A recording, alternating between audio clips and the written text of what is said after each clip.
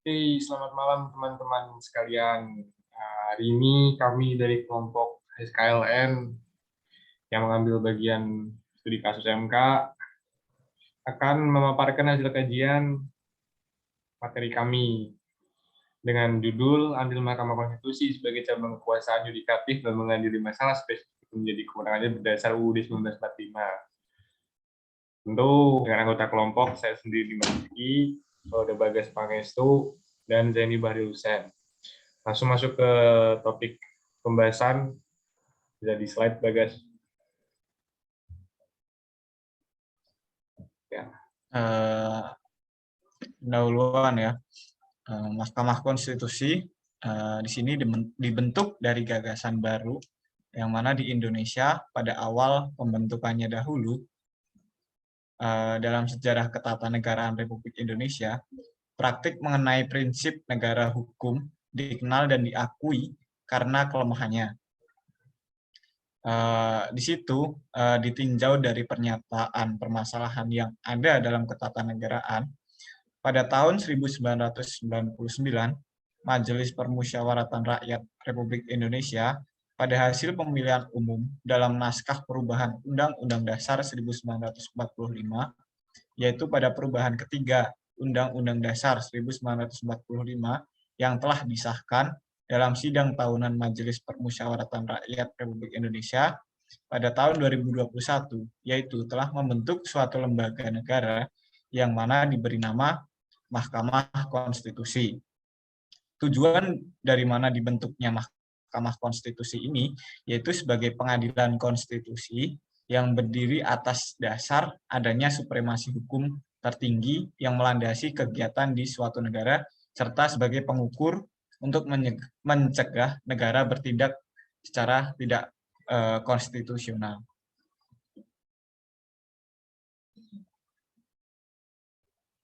Kemudian Mahkamah Konstitusi ini mempunyai kewenangan dalam hal pengujian undang-undang atau judicial review. Dalam pasal 7B dan pasal 24C, Mahkamah Konstitusi memiliki kewenangan dan kewajiban yang lain dan tidak hanya dalam menguji undang-undang terhadap undang-undang dasar yang meliputi yang pertama kewenangan A. Menguji undang-undang terhadap undang-undang dasar. Yang kedua, mengadili sengketa kewenangan antar lembaga negara yang kewenangannya diberikan oleh undang-undang dasar. Kemudian C. Memutus pembubaran partai politik. D. Memeriksa dan memutus perselisihan hasil pemilu. Serta Mahkamah Konstitusi di sini memiliki kewajiban yang yaitu memutus pendapat DPR bahwa presiden atau wakil presiden telah melakukan pelanggaran tertentu menurut undang-undang dan atau presiden wakil presiden tidak lagi memenuhi syarat.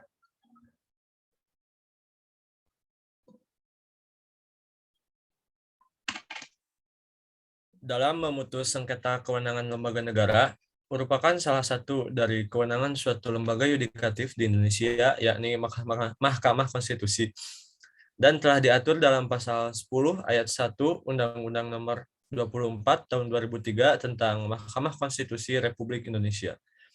Pada bagian menjalankan kewenangannya, Mahkamah Konstitusi memiliki prosedur atau mekanismenya yang bisa disebut sebagai hukum acara atau hukum formil. Hukum acara sengketa kewenangan lembaga negara paling tidak secara formal bersumber dari ketentuan-ketentuan seperti Undang-Undang Nomor 48 Tahun 2009 tentang Kekuasaan Kehakiman, kemudian Undang-Undang Nomor 24 Tahun 2003 tentang Mahkamah Konstitusi Republik Indonesia, kemudian Peraturan Mahkamah Konstitusi Nomor 8 per PMK per 2006B.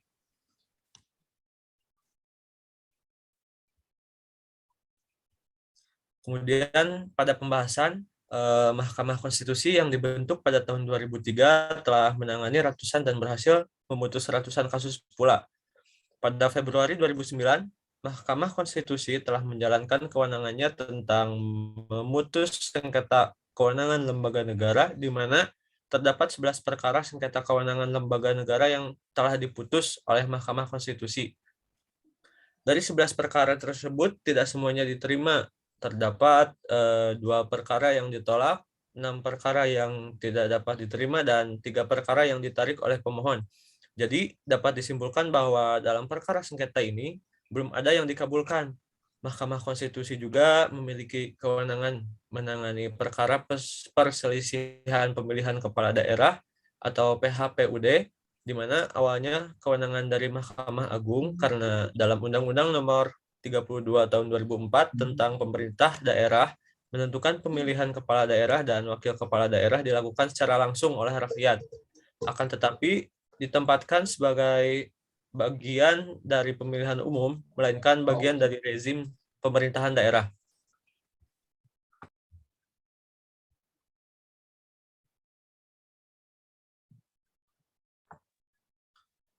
Dahulu, wewenang untuk menangani perselisihan hasil pemilihan kepala daerah merupakan wewenang dari Mahkamah Agung untuk memutus dan mengadili. Namun, kemudian kewenangan itu dialihkan menjadi kewenangan Mahkamah Konstitusi yang dasar kewenangannya adalah memutus perselisihan tentang hasil penghitungan suara pemilihan umum yang bersifat nasional.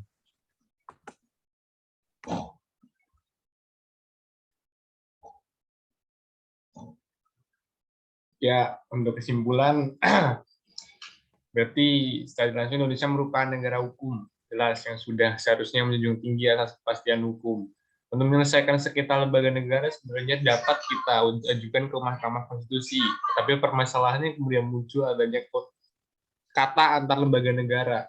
Dan kata lain, untuk menyelesaikan sengketa internal lembaga negara belum diatur hingga saat ini. Dan selama ini bahwa sengketa kewenangan harus melibatkan sedikitnya ada 2 lembaga negara yang kewenangannya diberikan konstitusi.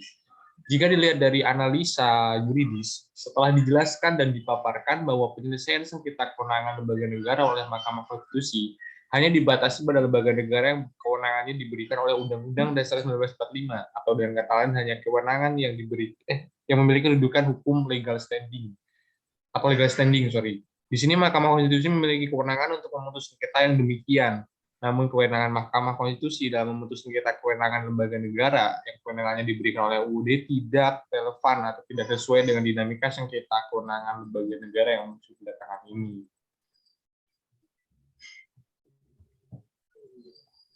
Ya, mungkin itu adalah sedikit lebihnya materi yang bisa kita paparkan dan kita jelaskan. Semoga bisa dipahami dan bisa menjadi nilai tambahan untuk wawasan intelektual kita semua. Terima kasih. Saya Dimas Rizky Dwi-Tama, Bagas Pangestu, dan Zaini Bailusian pamit undur diri. Assalamualaikum warahmatullahi wabarakatuh.